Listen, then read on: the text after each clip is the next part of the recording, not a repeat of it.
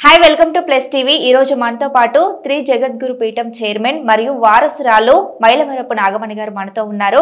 అమ్మతో కొన్ని ధర్మ సందేహాల గురించి కానీ వస్తున్న పండుగల గురించి కానీ అడిగి తెలుసుకుందాం. నమస్కారం అమ్మ. నమస్కారం అమ్మా. ముందుగా మీ ప్లస్ టీవీని వీక్షిస్తున్న ప్రేక్షకులందరికీ మా శుభాశీస్సులు. అమ్మ, ఇప్పుడు వినాయక చవితి వస్తుంది. సో మన ఇంటర్వ్యూ వినాయకుడితో మొదలు పెట్టుకోవడం చాలా మంచిదని నాకు అనిపిస్తుంది. అవునవును. సో వినాయక చవితి పూజ అనేది ఎలా చేయాలి, ఎలా చేస్తే మంచి ఫలితాలు ఉంటాయి? చాలా మంచిదమ్మా. వినాయక చవితి అనే పండగే పిల్లలకు కానీ పెద్దలకు కానీ ఎంతో సందడితో కూడిన పండగ. అవును. అదొకటి ప్రకృతి కూడా చాలా అందంగా పచ్చదనంతో కూడి కొన్ని రకాల పంటలు కూడా చేతికొచ్చే టైం.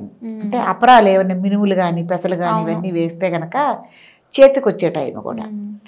కాబట్టే ఈ పచ్చదనంతో కూడిన అనేకమైన ఔషధ గుణాలు కలిగిన మొక్కలు కూడా మనకి పుడతాయి. కాబట్టి ఆ పాలవెల్లి మీద కూడా ఆ మొక్కలతో చక్కని పందిరి వేస్తారు స్వామికి ముందు. పాలవెల్లిలాగా కడతారు కదమ్మా స్వామి మీద. దాంతోనే పందిరి వేయటం, ఆ పత్రాలతోనే స్వామిని పూజించడం కూడా మనం విశేషంగా చేసుకుంటాం. అనేక గరిక, జమ్మి, అట్లాగే మన సువర్ణ గన్నేరని వివిధ రకాల పత్రాలతో స్వామిని తంగేడని అవన్నీ ఇవన్నీ అన్నీ సేకరించుకుని చేసుకుంటాం. గత ముందు రోజునే ఈ పిల్లలందరికీ ఈ చాలా మట్టుగా పల్లెటూరు వాతావరణంలో అయితే ఎక్కడెక్కడ ఏమేమి పత్రులు ఉన్నాయని సేకరించుకుని అవన్నీ వీళ్ళు సంచి తీసుకెళ్ళి సేకరించుకుని తీసుకొచ్చుకోవటం, మట్టి వినాయకుడిని తీసుకొచ్చుకుని సిద్ధం చేసుకోవటం. ఊరు వాడ పెద్ద వినాయకుళ్ళు కనుక పెట్టేటైతే ఆ వినాయకుళ్ళందరినీ ఒకరోజు ముందుగానే తీసుకొచ్చి వేదిక చేసి దాని మీద పెట్టడం. 9 రోజులు నవరాత్రిగా ఈ పండగను చేసుకోవటం అనేది చాలా అద్భుతంగా ఉంటుంది. పోటీ కూడా చేస్తారు. మీ వీధిలో పెట్టారా, మా వీధిలో కూడా ఒక వినాయకుడిని పెడుతున్నాము, లేకపోతే మీ ప్రాంతంలో పెట్టారా మేము చేస్తున్నాము అన్న ఇదితో చేసుకోవటం జరుగుతుంది. అన్ని పండగలకు మళ్ళీనే వినాయక చవితిని కూడా చక్కగా మనకు వస్తే సరి, లేకపోతే కనుక మంచిగా ఒక బ్రాహ్మణ్ణి నియమించుకుని వినాయక వ్రతాన్ని ఆచరించుకుంటే మంచిది. ఇప్పుడు మనకి ఆడవాళ్ళకి గనక అనేకమైన నోములు వ్రతాలు ఉన్నాయి కదమ్మా. అట్లాగే వెంకటేశ్వర స్వామి వ్రతం, శివపార్వతీ వ్రతం, ఇవన్నీ నానా రకాల వ్రతాలు మనం చేస్తూ ఉంటాం. ఆ వ్రతాల్లో భాగమే వినాయక చవితి వ్రతం కూడా మనం చేసుకోవటం అనేది జరుగుతుంది. శ్రీకృష్ణ పరమాత్మ మనకి చెప్పగా ఈ వ్రతాన్ని మనం అప్పటి నుంచి ఆచరించుకుంటూ వస్తున్నాం.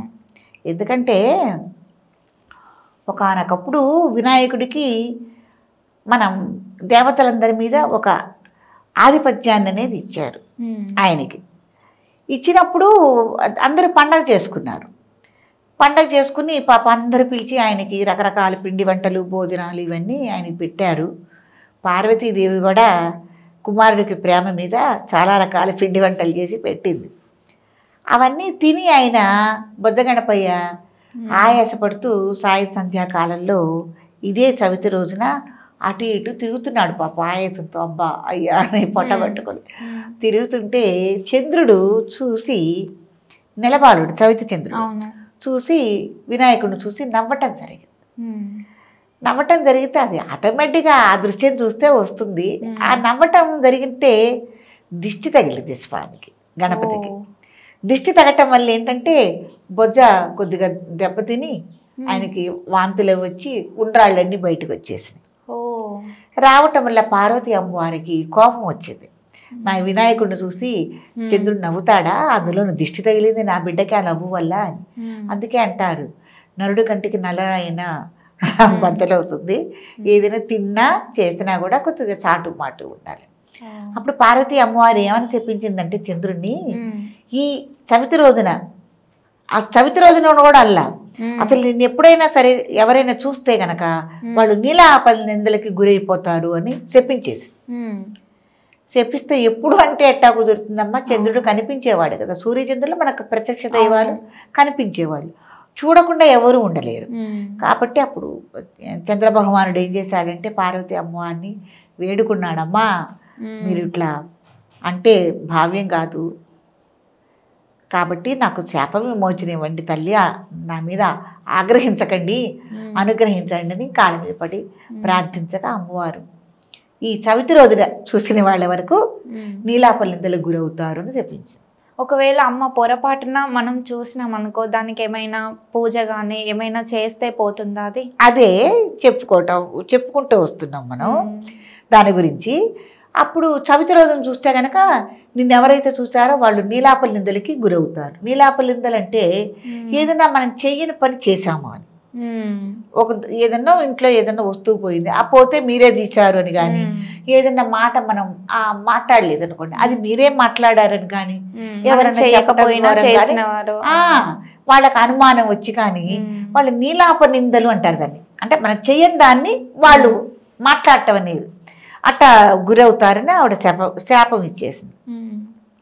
పాపం ఇంకా నయం ఎట్లాగో నాకు చవితి రోజున అమ్మ ఈ అనుగ్రహం ఇచ్చిందని చంద్రుడు ఊరుకున్నాడు. క్రమేపీ శ్రీకృష్ణావతారంలో శ్రీ మహావిష్ణువు శ్రీకృష్ణావతారం ఎత్తినప్పుడు సమంతకమణి వృత్తాంతంలో సమంతకమణి పోవటం, ఆ సమంతకమణి పోవటం కారణానికి శ్రీకృష్ణ పరమాత్మే కాజేశాడని సత్రాజిత్ వాళ్ళు అపనింద వేయటం జరిగింది.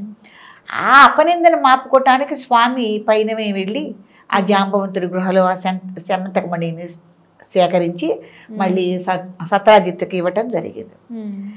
ఆయన పరమాత్మ కాబట్టి అప్పుడు ఆ శ్రీకృష్ణ పరమాత్మని అందరూ అడిగారు, జనులందరూ అడిగారు, స్వామి నువ్వు శ్రీకృష్ణ పరమాత్మ కాబట్టి మహానుభావుడు కాబట్టి ఈ నీలాప నిందను నువ్వు మాపుకున్నావు, ఆ సమంతకమణి ఎక్కడుంది ఏమిటని నువ్వు చూసి మళ్ళీ సత్రాజిత్తు తీసుకెళ్ళి ఇవ్వటం జరిగింది, మరి మా పరిస్థితి ఏమిటి అని అడిగారు.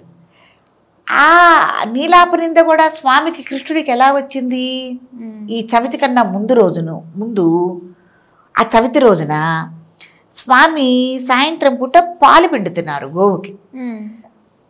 పాలు పిండుతున్నప్పుడు ఆ పాలు పిండే పాలల్లో చంద్రుడు కనిపించాడు. ఓ అలా కూడా చూడొద్దు, నీళ్ళల్లో కానీ ఎలా చూడొద్దు, నీళ్ళలో చూడొద్దు. ఎందుకు వచ్చింది స్వామికి అంటే అలా వచ్చింది. పాలల్లో చవితి చంద్రుడిని చూశారు. చూడగానే పక్కన రుక్మిణీదేవి ఉంటే చెప్పేశారు, నాకు ఇట్లా నేను అట తెలియకుండా నేను అన్ఎక్స్పెక్టెడ్గా నేను చవితి చంద్రుడిని చూశాను పాలల్లో, నాకేదో అవాంతరం వచ్చి పడుతుంది అని. అది చెప్పిన తర్వాత మళ్ళీ ఇది వచ్చింది ఈ చవితి రోజుకి. వచ్చేసరికి అప్పుడు మళ్ళీ ఇది జరిగిన తర్వాత జనులందరూ అడిగారు కదమ్మా, అడిగినప్పుడు స్వామి చెప్పారు అన్నమాట. ఈ సమంతకమణి వృత్తాంతం ఈ కథ మొత్తం జరిగింది కదా కృష్ణ ద్వాపర యుగంలో. ఈ కథ వృత్తాంతాన్ని వినాయక చవితి రోజున హస్త నక్షత్రంలో స్వామి జన్మించారు కదా, ఆ రోజున వినాయక చవితి వ్రతాన్ని యథావిధిగా ఆచరించి ఈ సమంతకమణి వృత్తాంతాన్ని కథగా చెప్పుకుని అక్షంతలు చేతబట్టి ఈ అక్షంతలు కనుక నెత్తి మీద చల్లుకుంటే ఆ యొక్క శాపం అనేది పోయి ఒకవేళ చంద్రుడిని చూసినా కూడా నీలాప నిందలకి గురి కాకుండా ఉంటారు అన్నదానికి ఈ వినాయక చవితి వ్రతాన్ని మనం సనాతన ధర్మం నుంచి, మనం పూర్వం నుంచి, ఋషి పరంపర నుంచి, ద్వాపర యుగం నుంచి కూడా మనం ఈ వినాయక చవితి పండుగను చేసుకోవడం జరుగుతుంది. ఎందుకు చేసుకోవాలి వినాయక చవితిని పండుగని అంటే విద్య కోసం, ఏమ్మా ఈది బాధలు పోవటం కోసం. ముఖ్యంగా ఏదైనా నీలాప నిందలు మనం పడవలసి వస్తుంది, చెయ్యని తప్పును మన మీద రుద్దుతారు ఎవరైనా, ఆ గండాల నుంచి తప్పుకోవటానికి మనం వినాయక చవితి పండుగను తప్పకుండా చేసుకుని తీరాలి. అమ్మ ఇప్పుడు వినాయకుడి ముందు గుంజీలు తీస్తుంటారు కదా చిన్నపిల్లలు, పెద్దగా అయిన తర్వాత తీయకూడదు అని అంటారు. ఎప్పుడైనా తీయచ్చా తీయకూడదు? అసలు ఎవరైనా తీయాల్సిందే, పెద్దలేంటి చిన్నలేంటి. ఎవరైతే ఏదన్నా తప్పు చేశామమ్మా, తప్పులు చేస్తాం కాబట్టి స్వామి తెలుసో తెలియకో ఏమన్నా తప్పులు చేస్తే మమ్మల్ని మమ్మించు, ఒకవేళ తప్పులు చేశామనుకో ఆ పనిష్మెంట్కి మేము గుంజీలు తీస్తున్నాం కాబట్టి ఎవరైనా తీయచ్చు, దాని ఏం తప్పేం లేదు. స్వామి దగ్గర గుంజలు తీయటానికి తప్పే ఉందాం. అంతే.